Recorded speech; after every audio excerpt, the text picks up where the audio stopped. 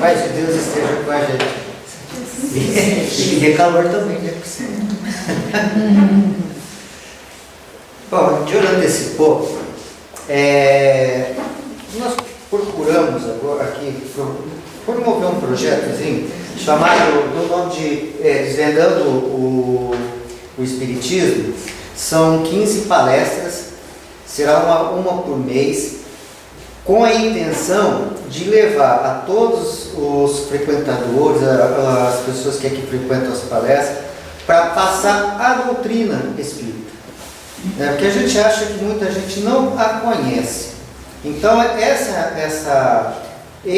essas palestras são justamente para isso.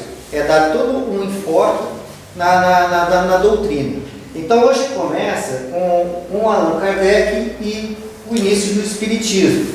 Na próxima, dia 4 de setembro, é o que é o Espiritismo. E depois vem Fé Raciocinada, Deus, existência, comunicabilidade, encarnação, pluralidade, leis morais, vida do mundo espiritual, fluido, espírito, fenômenos mediúnicos, obsessão e desobsessão, fenômenos de emancipação da alma e a prece.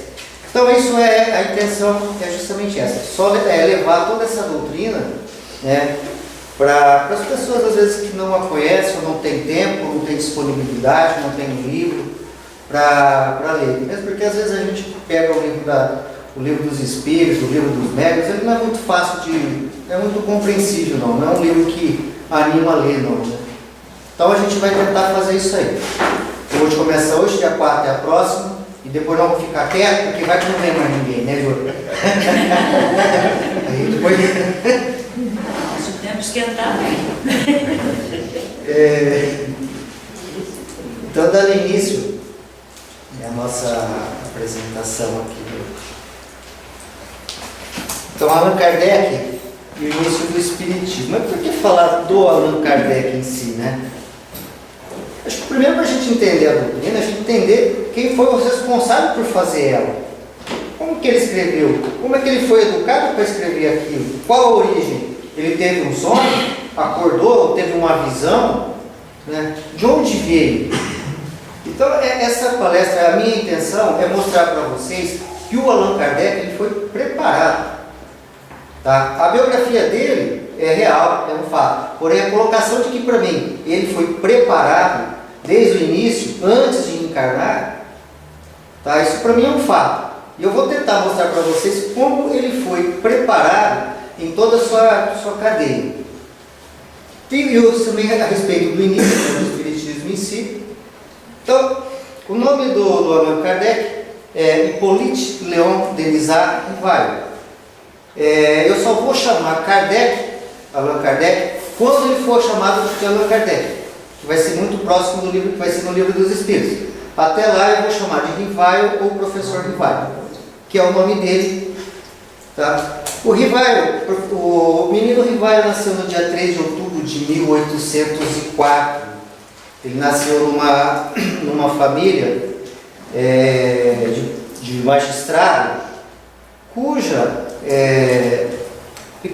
virtudes e princípios eram muito elevados. E isso propiciou ao Rivail, né, já desde cedo, adquirir os ensinamentos, as qualidades necessárias para se formar um cidadão de bem.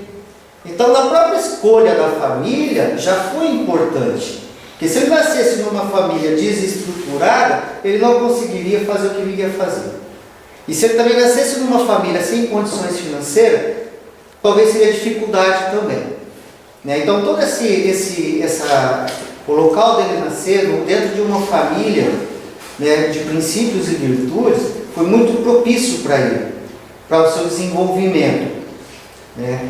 O menino Rivail, desde cedo, ele já começou a se demonstrar ser muito inteligente, né? E também ser um menino muito responsável também para com seus deveres.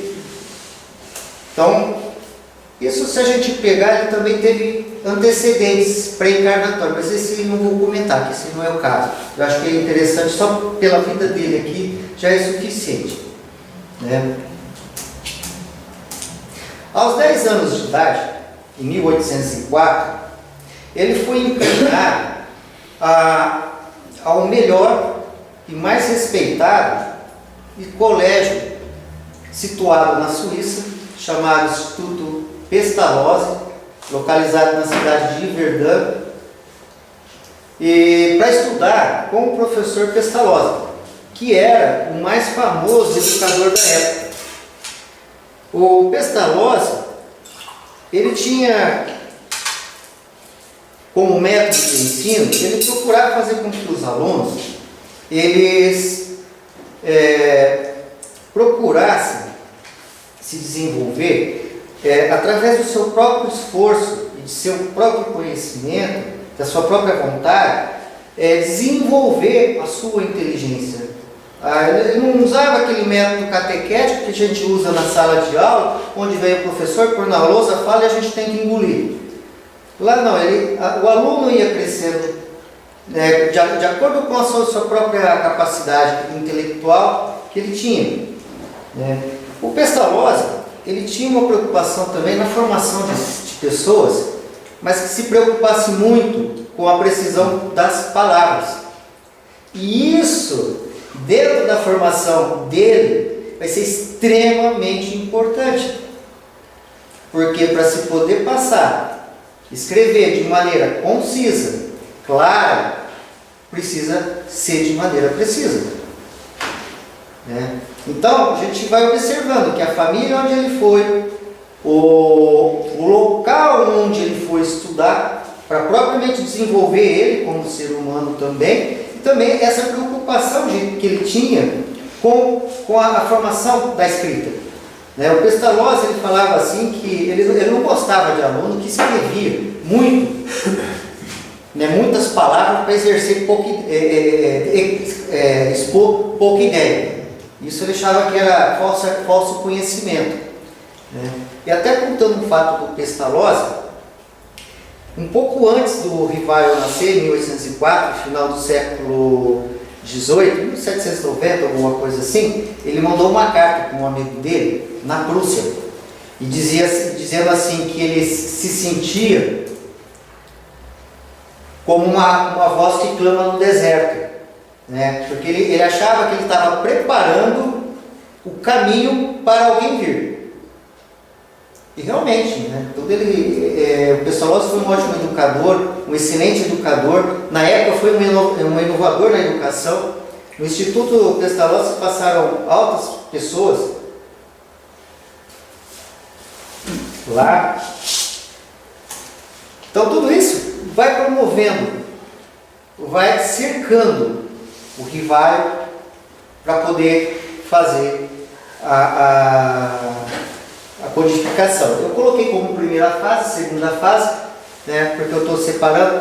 Em 1922, ele se formou em licenciatura, em Ciências e Letras. Agora, nós vamos começar a terceira fase dele, que eu vou falar que é o estágio dele. Primeiro, então, ele se pôs dentro de uma... voltando um pouquinho, só comentar, o moleque Rivaio. Ele... Aos 14 anos de idade, ele já era um aluno por si só, bem mais adiantado que os outros. Então ele começou já por si, já dar aulas aos seus colegas que estavam mais atrasados. Então assim, e gratuitamente, já demonstrando aí que ele tinha uma preocupação também em ajudar, em colaborar com os seus próximos ali do lado. Então, em 1822, depois de formado, o Rivaio volta a Paris. Só que em vez de morar em Lyon, ele vai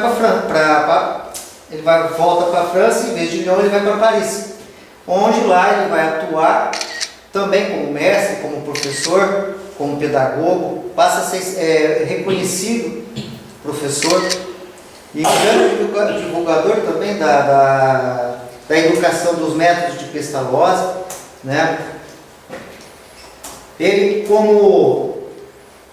Ele também foi pedagogo. Ele como pedagogo, ele teve uma preocupação muito grande em levar a democratização do ensino. Porque até então o ensino era para pessoas que tinham condições financeiras, o pobre sinto muito. Né? E ele não, ele já se preocupava nesse período em levar essa educação, fazer com que a educação fosse pública e se estendesse a todo mundo. Ele escreveu também vários livros. Trabalhou como tradutor. Ele tinha um grande conhecimento do alemão, inglês, holandês, italiano, espanhol. E por que ele escreveu uma quantidade muito grande de livros? E todos os livros deles eram de cunho didático e pedagógico. Ali mais para frente a gente vai ver vou mostrar uma relação mais ou menos dos livros que ele fez isso até 1849, antes dele começar a codificação. Né? Mas e por que esses livros didático-pedagógicos? Né? E ele já escreveu esses livros. Olha, era uma maneira já dele começar a se preparar para escrever o que viria lá na frente a ser mais complicado, que era a doutrina. Aí ele teria que pegar tudo aquilo lá, aquelas informações, e escrever. Então, para isso eu acho que esse período foi um período de treino dele, para ele poder exercitar essa escrita, de maneira que a linguagem dele se tornasse mais acessível. Não poderia ser de uma forma muito rebuscada, porque as pessoas não poderiam muito entender. Né? Bom, uma pequena história, que em 26 ele fundou o Instituto Técnico, né? Esse instituto era dele. Em 28 ele apresentou um plano de reforma do ensino na França, né? Principalmente em Paris, na época. Em 32 casou com a Amélie Gabrielle Baudet. Né? Em 35 ele dava cursos gratuitamente também para pessoas que não tinham condições. Né?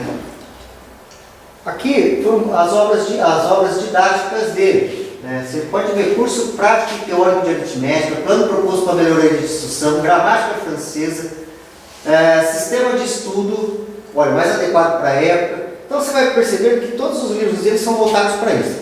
Tá? Para ele realmente colocar na mão aquilo que ele iria fazer. Aqui, só para ver a situação como que era o Rivail, como que ele era reconhecido também dentro da França, né, os diplomas que ele ganhou nesse período. Tá? Então, ele foi uma pessoa muito bem conceituada na sua época. Ele também era um filósofo, né? Então, quando ele foi lançar, tudo isso vai sendo importante para a hora que ele vai lançar o livro. Todos esses fatos dele ser reconhecido, do trabalho que ele desenvolve, tudo isso vai ser importante.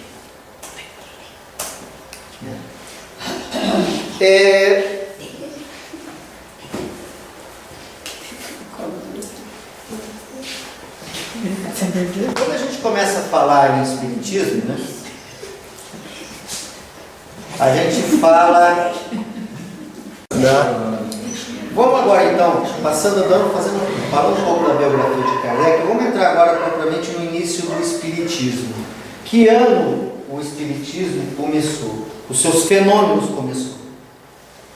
Em que ano que eles mais ou menos começaram?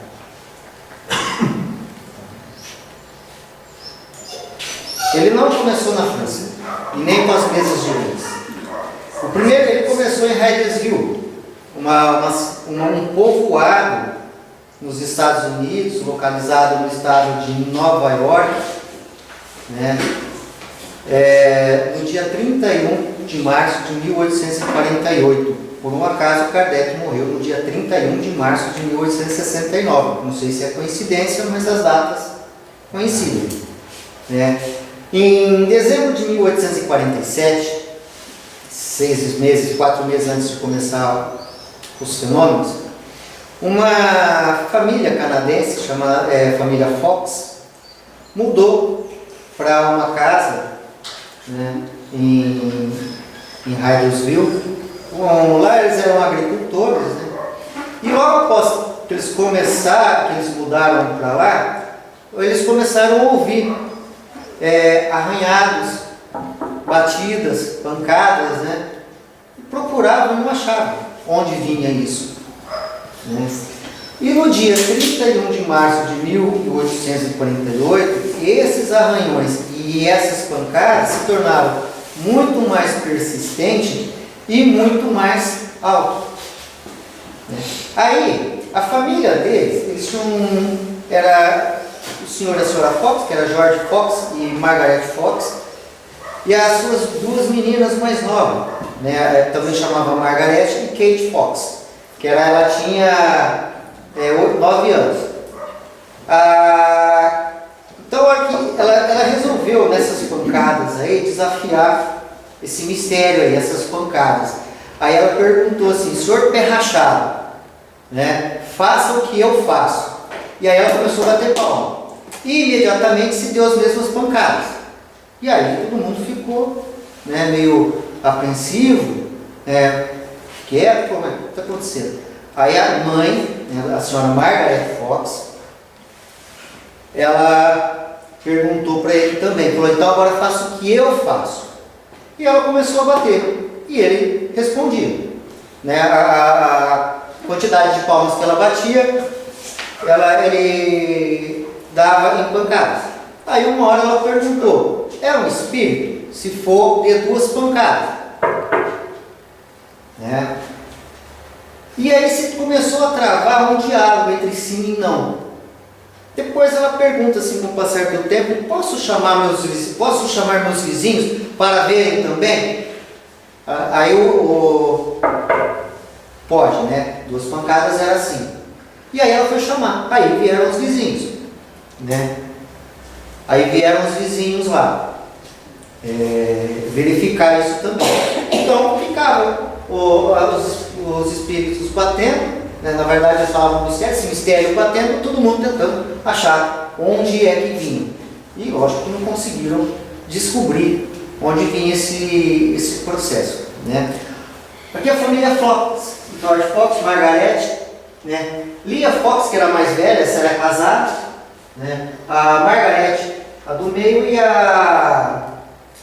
a Kate Fox. Num determinado momento, a mãe pergunta para ele a idade dos filhos, né? E ele vai dando toque lá, a quantidade de toque, respondendo as idades, correspondente às idades. Inclusive 3 pancadas que representavam a idade do filho que eles tinham perdido. Então, o espírito estava por dentro do que estava acontecendo, né? Aqui era a casa onde eles moravam, em Hydesville. Internamente, aqui um desenhozinho para mostrando aí o movimento dentro da casa, né? Essa foto foi tirada, isso aqui é uma foto do dia 1º de abril, no dia seguinte, onde, né, após ouvirem que esses fatos se espalharam. Então, no dia seguinte, teve mais de 200, 300 pessoas para acompanhar o boato, né? E a partir dessa data,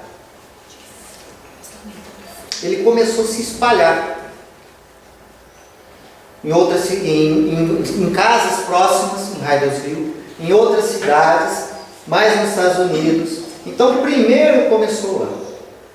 Depois, atravessou o Atlântico e foi para a Inglaterra, né? Depois França, e aí se espalhou para a Europa também, nesse período.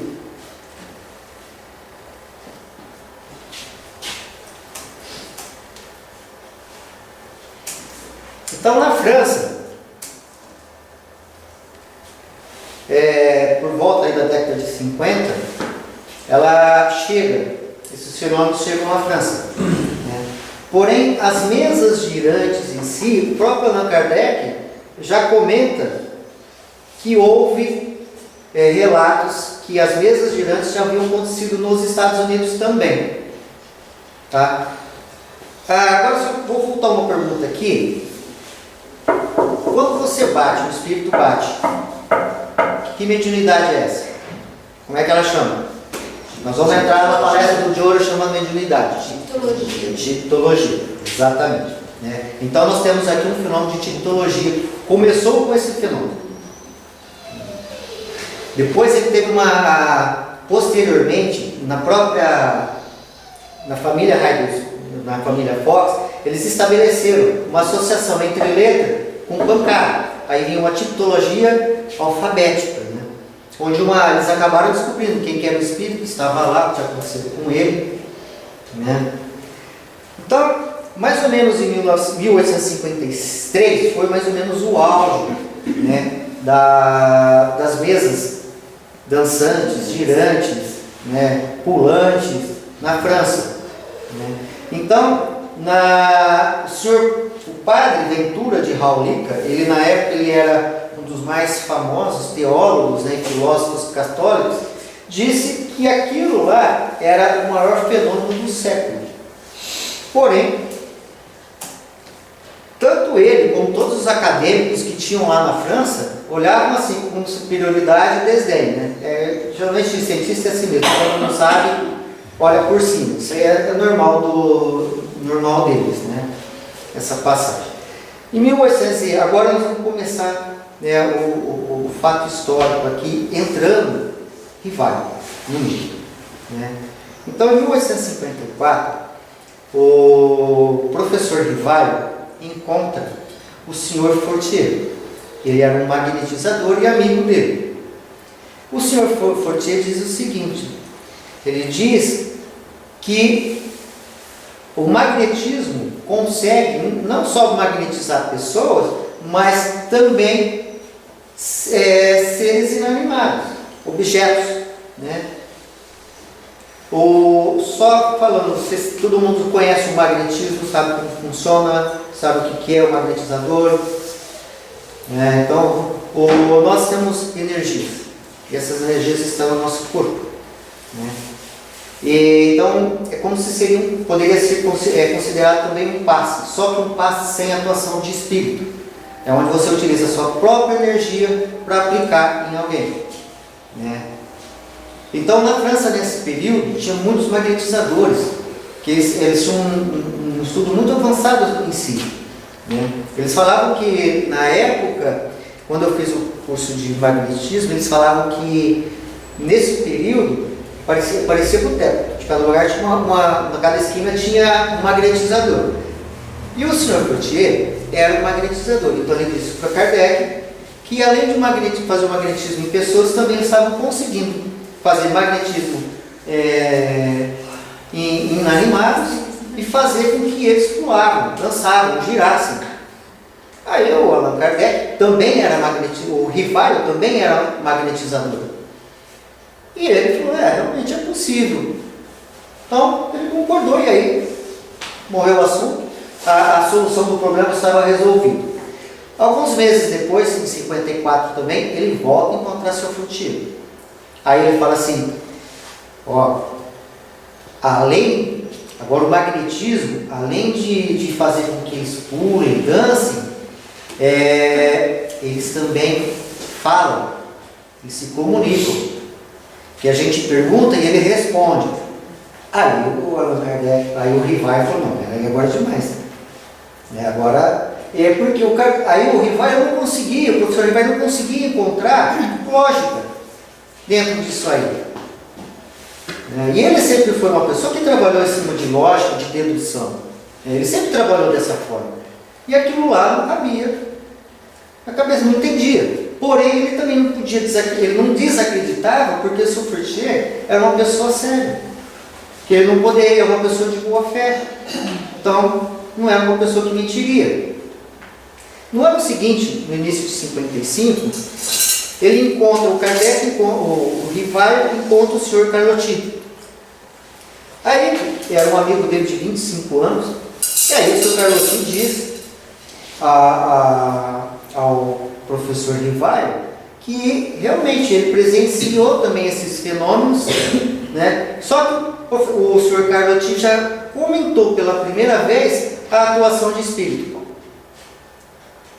O Kardec, o Rivaio, ficou de novo, aí ele com mais dúvida ainda, né, do que já tinha chegado. Em maio de 55, ele começou a participar, foi a sua primeira reunião que ele participou na casa da senhora Plene Maison, de uma reunião acompanhando os fenômenos mediúnicos. E após a sessão ele comentou, realmente aí há algo que precisa, ele falou, aí há algo que que tem uma causa, que não acontece sozinho, né? Tinha que ter uma causa ali. Então ali, poucos meses depois, deixa eu voltar aqui um pouquinho, isso aqui, o senhor Patier, ele comentou com Kardec, nesse mesmo dia após a sessão, ele disse o seguinte, olha, os juízes, alegando perturbação da ordem pública e insanidade transitória, têm expedido ordens de internação no hospital psiquiátrico para muitos. Muita gente andando pelas ruas a falar e a gesticular, como se estivesse conversando com alguém. Que fenômeno que é esse, mediúnico? Esse do... gesticular? Não, porque ele está aqui, tá vendo? O pessoal, há muita gente andando pelas ruas e a falar. Se está falando é porque ele está conversando, né? Está conversando com alguém, né? Obsessão, está obsidiado. Mas que fenômeno está falando? Eu já acho que é uma evidência. Os juízes alegando perturbação da ordem pública, ou seja, a quantidade de pessoas era muito grande. Então aí a gente pode descartar a questão de loucura. Sim. Então todo mundo estaria louco? Né? E insanidade transitória. Tem expedido ordens de internação no hospital psiquiátrico para muitos. Muita gente andando pelas ruas a falar e a gesticular. Isso. Então, aqui me levou a crer que ali se fala também que houve na França ou na Inglaterra, na Europa, uma quantidade também de médiums muito grande ali. Então, o que me dá a entender é que ali também houve o fenômeno da vidência. Porque se eu ficar andando na rua, tem alguém do lado, vai bater no papo. Está sentado? Vai bater no papo. E ele, como vidente, às vezes não conseguiu. Sem saber que era espírito. Exatamente. Né?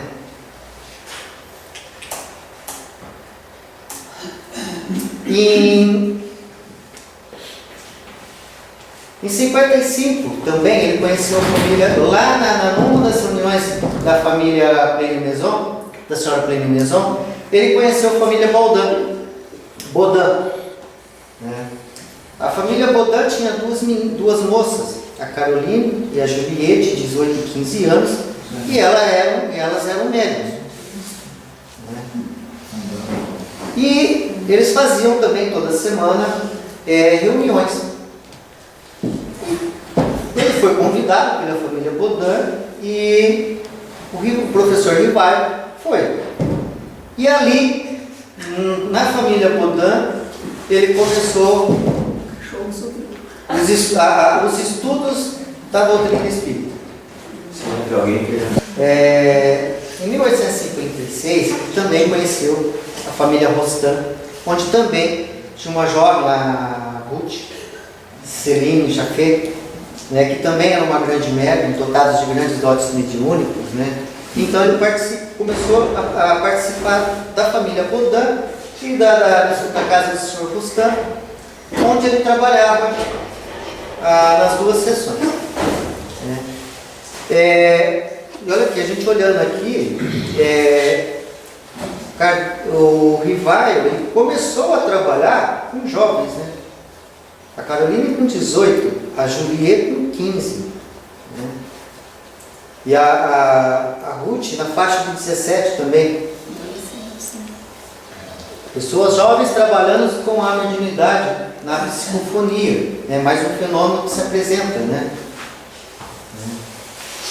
Nas mesas girantes também, eles começaram a fazer uma adaptação, tipo de um cestinho com um lápis, uma caneta, né? Onde os médicos colocavam a mão de um lado, o outro do outro, e aí ia tentando escrever, né? Então começou aí também o efeito, a psicografia, né? Meio rudimentar, mas começou.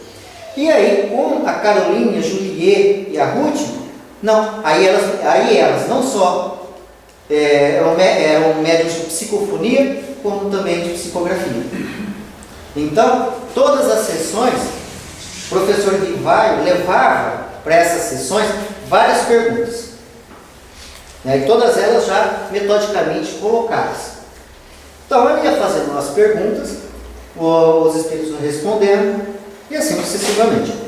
né?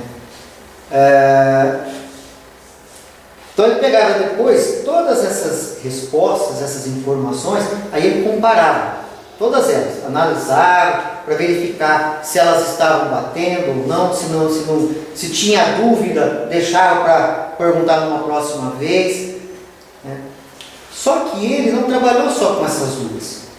Ele também teve contato com muitas outras famílias que também tinham as mesmas sessões e também estavam escrevendo. Então eles mandavam aquilo que eles colhiam para o professor Rivário. E ele, então, através desse monte de informações, depois ele já começou a perceber que ele tinha ali já uma quantidade muito boa de informação para montar uma doutrina, para se escrever essa doutrina. Então, quando ele começou esse estudo, esses comparativos, ele no livro Obras Póstumas, para quem quiser conhecer um pouco do início do Espiritismo, Obras Póstumas é um livro ótimo para isso, né? Então, no livro Obras Póstumas, ele diz o seguinte: apliquei a esta nova ciência, olha aqui ele já está chamando de ciência, não está chamando de religião, está falando de ciência. Apliquei a essa nova ciência um método experimental, né? Ou seja, ele comparava, ele observava. Esse era o método que ele praticava, tá? Era a observação e a análise daquilo que ele tinha. Nunca elaborei teorias pré-concebidas. Observava cuidadosamente, comparava e deduzia as consequências. Por dedução dos fatos, procurava chegar às causas, né? Então, em momento algum, na doutrina, ele simplesmente engoliu, né? Uma das coisas que ele primeiro verificou nos estudos dele, que ele percebeu que os espíritos não eram infalíveis. E que aquilo que eles falavam estava de acordo com o que eles conheciam e seu grau de elevação. Então, a hora que ele percebeu que os espíritos não eram infalíveis, então ele já percebeu que ele não poderia confiar em toda e qualquer resposta que ele tinha, né? Então, não foi algo que simplesmente veio e ele absorveu e escreveu. Vou fazer uma outra pergunta. Qual que era a mediunidade do Allan Kardec, do professor Rivário? Eu acredito que seja intuitivo. Tirando a intuitiva, nenhuma. Tirando a intuitiva, nenhuma. Por quê? Por que ele não foi um médium? Não veio também com algum grau de mediunidade? Por que ele não veio com psicografia, incorporação? Por quê? Olha só como que as coisas são preparadas, né? Porque se ele viesse com isso, as pessoas já poderiam duvidar do que ele estava escrevendo. Trabalharia o trabalho. Exatamente. Então ele não poderia ter nenhuma mediunidade, para que ele não fosse desacreditado.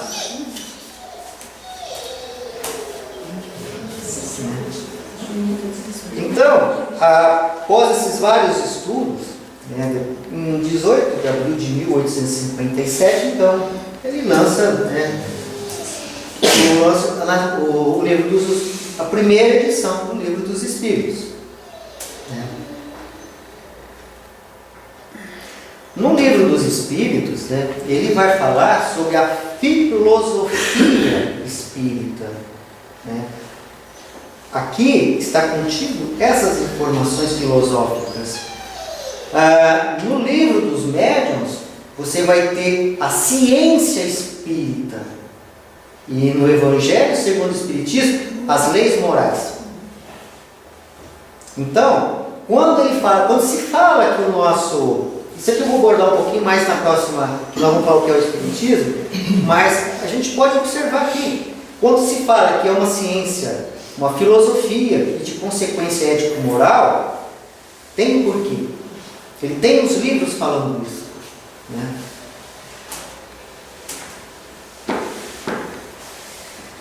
Voltando então um pouquinho, em 1856, né? Numa dessas reuniões na casa da família Baudin, ele recebeu uma mensagem, né, do Espírito chamado Verdade, onde disse que ele tinha uma missão, né? E aí então, através de vários espíritos, ele começou a obter as informações.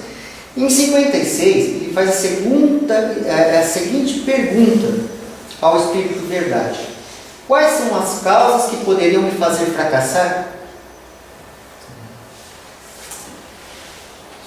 A missão dos reformadores está cheia de escolhos e de perigos.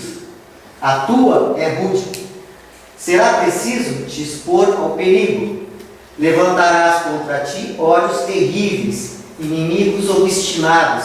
Estarás em luta contra a malevolência, a calúnia, a traição, mesmo daqueles que te parecerão os mais devotados. Tuas melhores instruções serão desconhecidas e desnaturadas. Mais uma vez sucumbirás sob o peso da fadiga. Em uma palavra, será uma luta quase sempre constante que terás que sustentar. E sozinho. Lógico que a espiritualidade estava ajudando, sim, mas ele aqui sozinho. Sem isso, viverias por muito mais tempo. Ou seja, olha que coisa boa, né? Fala, vai comigo que você vai viver menos. Você vai morrer mais cedo. É preciso, enfim, do devotamento, da abnegação e estar pronto para todos os sacrifícios.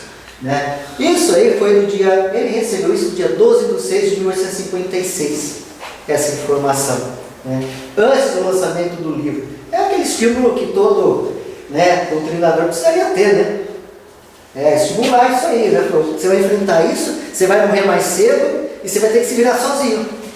É uma maravilha isso, né? Ao menos foi dito aí. Exatamente, sabia onde estava entrando. Agora de 56 vamos para 1867, de junho para janeiro, 10 anos e meio depois.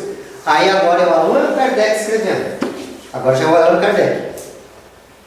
Ele diz: 10 anos e meio depois, em que essa comunicação me foi dada, e constato que ela se realizou em todos os pontos, porque sofri todas as vicissitudes que me foram anunciadas.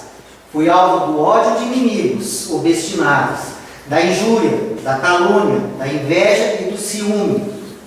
Libelos infames foram publicados contra mim. As minhas melhores instruções foram desnaturadas. Fui traído por aqueles em quem coloquei a minha confiança. Pago com a ingratidão por aqueles a quem prestei serviço. Não mais conheci o repouso. Mais uma vez sucumbi sob o excesso de trabalho.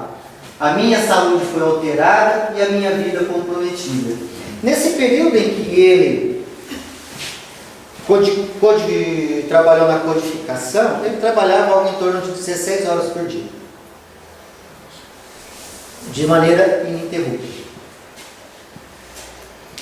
Então aqui, 10 anos e meio depois, o Allan Kardec vem confirmar aquilo que o Espírito Verdade comentou com ele. Tipo, você vai se... Exatamente. Mas, ao lado dessas vicissitudes, que satisfação senti vendo a obra crescer de modo tão prodigioso. Com quantas doces consolações as minhas tribulações foram pagas. Quantas bênçãos, quantos testemunhos de real simpatia recebi da parte dos numerosos aflitos que a doutrina consolou. Esse resultado não me fora anunciado pelo Espírito Verdade, que sem dúvida desejou não me mostrar, senão as dificuldades do caminho. E se a gente observar todos os relatos de quando uma pessoa sofre, e ela vai em busca da verdade, ela vai sofrer, mas sempre no final existe a consolação, a bênção, a recompensa. Então ele sofreu e muito Eu tinha a impressão que o Kardec, na elaboração da sua doutrina, foi uma maravilha. Ele escreveu um livro, depois escreveu outro e tudo sossegado. E não, né? Como disse lá, pelo contrário. Lógico, quando vem imagina assim a igreja católica, olha que eu ouvi falar disso, né? O padre Jean Denis, da igreja Saint-Denis, disse que isso era obra do Satanás. Aí ele já faz o quê? Toda uma mudança dos fiéis em cima vai de quem? O Kardec. Né? O Kardec, antes de lançar o livro dos Espíritos, teve a maior discrição. Né? Ninguém sabia, com exceção das pessoas, nem a mulher dele, que foi, depois do livro dos Espíritos, foi uma das maiores ajudantes, a maior ajudante que ele tinha. É ela que pegava todas as informações. Ela estava do lado dele, mesmo também trabalhando 16 horas por dia. Se eu não estivesse do lado, né, não estaria também, né? Do lado mais, né? Então ele sempre teve essa discrição de guardar as pessoas que lhe ajudaram, né, para que elas não fossem expostas, enquanto que as meninas não foram expostas. No momento algum se falou das meninas no livro, né? Então foram protegidas. E ele também não usava sempre os mesmos médios. Ele usou a Caroline, a Julie e a Ruth na elaboração dos livros dos Espíritos. Depois, muito obrigado, nós abusamos muito de vocês, e ele foi atrás de outros, sempre para preservar os outros, né? E lógico que a hora que viesse a tona essa doutrina, lógico que as pessoas ficariam sim, né? Você teria os incrédulos, que lógico que falariam mal, criticariam, né? E ele foi ao longo dos anos isso aí, não foi pouco que ele passou. Então aquela impressão que eu tinha que foi uma maravilha, pelo contrário, ele penou e bastante, né? Finalizando aqui, vamos falar um pouquinho das obras do Kardec. Em si, essa foi a história que nós tivemos, né? Por isso assim, antes de terminar, por que esses fenômenos mediúnicos, que começou em 48, não começaram na França primeiro? Por que foram começar nos Estados Unidos? Depois foi para a Inglaterra e depois espalhou, e um dos últimos, quase dos últimos lugares que chegou foi na França. Por que não começou lá na França primeiro? Poderia ter começado na França, com o Kardec. Ele incorporava lá, já escrevia. Mas aí só francês ia acreditar, então. É um dos. Agora vamos imaginar o seguinte: vocês acham que a espiritualidade está trabalhando? Não está? Ela não está parada. Quando começou em Raul esse fenômeno, começou também um estudo. Só que sucumbiram, não aguentaram.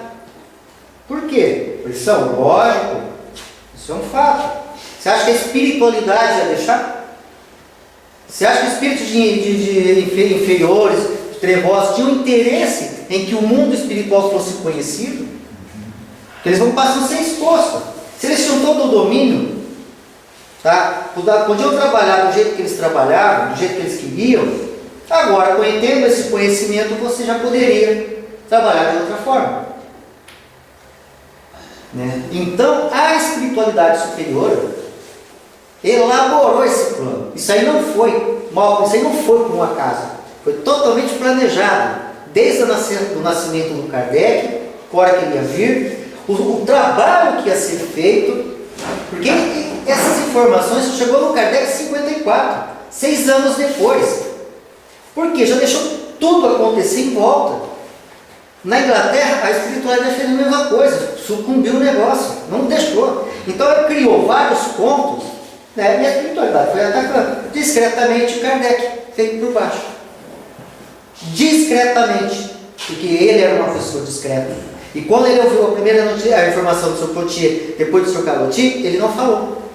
Ele ficou quieto. Nem a mulher dele sabia. Só soube depois do livro dos Espíritos. Olha como que a espiritualidade trabalhou, como que foi organizado essa doutrina. Ela não apareceu do nada. E por isso que eu queria colocar isso aqui no início, para entender que essa doutrina, ela não saiu da vontade do Kardec. Não veio de um sonho dele. Não veio de uma visão. Foi trabalhada pela espiritualidade, em todos os seus sentidos. E olha, eu vejo essa história, eu não tenho, se vocês tiverem dúvida, eu não tenho dúvida que isso foi programado. Não tenho. Tá? Que foi organizado. Para que tivesse. Se tem a teoria para depois a prática. E no caso, né, foi primeiro mostrar para depois ser. Vem a teoria. Primeiro eles tiraram a atenção do Kardec. Né? Uma grande preocupação era tirar a atenção dele e deixar a atenção em outros locais, que fatalmente sucumbiriam. Tá? E deixar ele isolado, sozinho, para ir preparando. Aí quando foi lançado o livro dos Espíritos, aí sim Kardec sofreu. Aí sim vem peso. Né? Não, porque a espiritualidade, você sabe que ela, quando ela não consegue agir na pessoa, ela vai nos do lado. Né? Foi o que aconteceu. E aí onde tem todos esses problemas, com as dificuldades que o Kardec passou. Né? As obras dele, vamos lá. Agora vocês podem me ajudar, né? Vamos lá? Primeira obra, então. Então vamos lá. Livro dos Espíritos, 57, primeira edição. Segunda obra. Vamos falar do Pentateuco. Depois veio Livro dos Médiuns, em 61. Depois, o Evangelho, em 64. Depois, o Céu e o Inferno, em 65. Próximo, Gênesis, em 68. Falta essa lacuna agora, para a gente completar. Tem mais essa lacuna aí para a gente completar. Tá? As revistas espíritas. Vamos para 58. 58. Tem alguma coisa? Não. 59. Primeiro em 58. 1º de janeiro de 58. Revista Espírita. Periódico mensal. Até 69. Até morrer, mensalmente, ele era o responsável por essa obra. Tá? E quem conhece, viu a revista, sabe que não é fim. Tá? 58. Também. Instrução prática sobre as manifestações espíritas. Esse livro existe para ser comprado, porém, ele veio posteriormente a ser substituído pelo Livro dos Médiuns. Então, esse foi o primeiro livrinho preparatório sobre a mediunidade, a ciência ali. Tá? Depois veio, em 61, o Livro dos Médiuns. Né? 59. O que é o Espiritismo? 1860.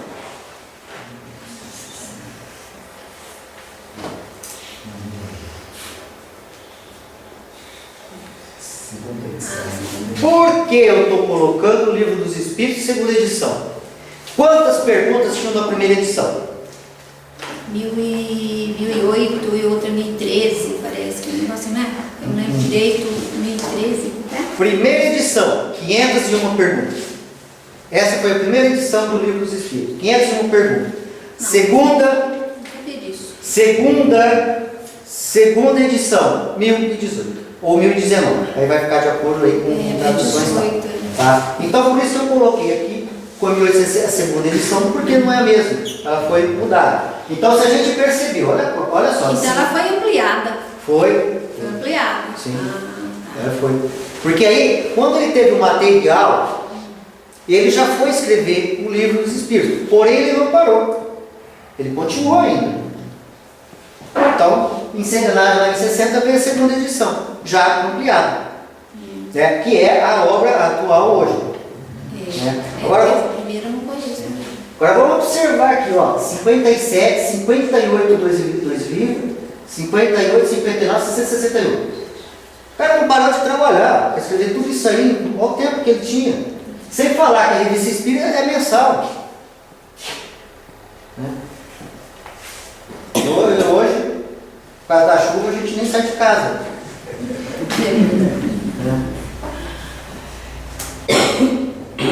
Em 62, 62, ele lançou 2 livrinhos também. O Espiritismo na sua expressão mais simples, tá?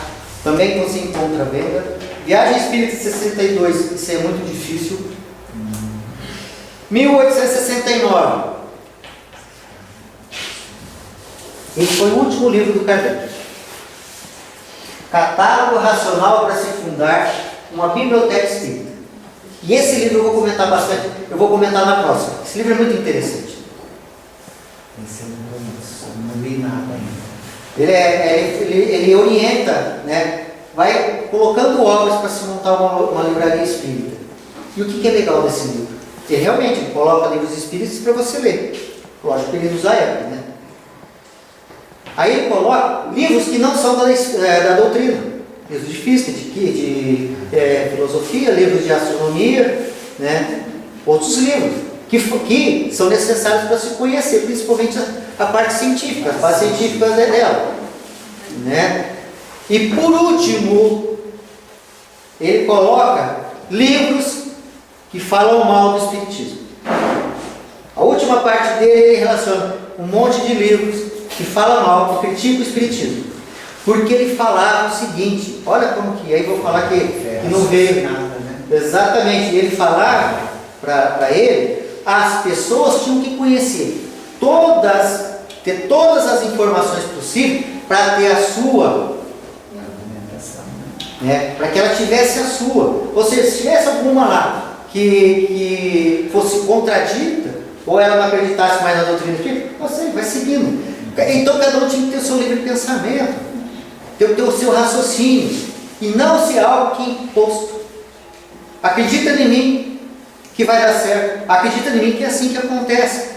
Ele nunca foi assim, né? Olha como que nasceu a doutrina, olha como nasceu. E antes de morrer um pouquinho, lá, lança um livro para falar, não, vai, agora que vocês vão precisar para montar uma biblioteca, né? Foi bem, uma última obra, por sinal, excelente, né? Em 1890, né, Obras Póstumas, que é uma compilação de várias escrituras que ele tinha na sua casa, né? Bom, era isso dentro do início da nossa proposta lá de Desvendando o Espiritismo, desse projeto. Eu acho que eu quis tentar mostrar que Kardec não aconteceu do nada, não foi uma moleza para elaborar isso, e que ele também não elaborou sem conteúdo, né? Sempre usando o raciocínio para poder desenvolver. É só isso, pessoal. Obrigado e boa noite.